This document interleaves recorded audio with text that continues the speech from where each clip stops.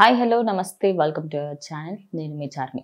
మరి సినీ రంగానికి సంబంధించి జానీ మాస్టర్ అయితే ప్రజెంట్ చెంచల్గూడ జైల్లో అయితే ఉన్నారు. నిజానికి ఆయనని పట్టుకోవడానికి అటు గోవా వరకు వెళ్లాల్సి వచ్చింది. సో అక్కడ అరెస్ట్ చేసిన తర్వాత జడ్జి ముందు ఆయనని పెట్టగానే అప్పుడు ఆయన నేను చేసిన తప్పుని ఒప్పుకున్నాను అనే విధంగా ఆయన చెప్పడంతో 14 రోజుల పాటు రిమాండ్ అయితే విధించడం జరిగింది.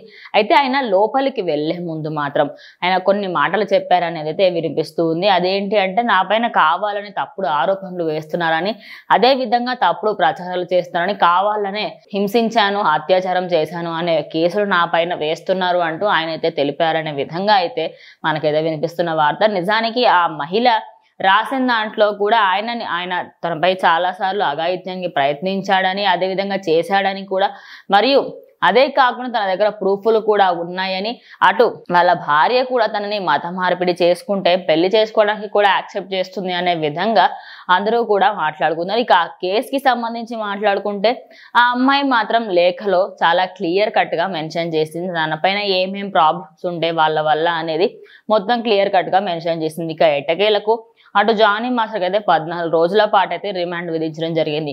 మరి ఈ రిమాండ్ని ఇంకా ప్రూఫ్స్ అన్ని తీసుకున్న తర్వాత ఏమైనా పొడిగించే అవకాశాలు ఉన్నాయా లేదా అనేది వెయిట్ చేసి చూడాలి.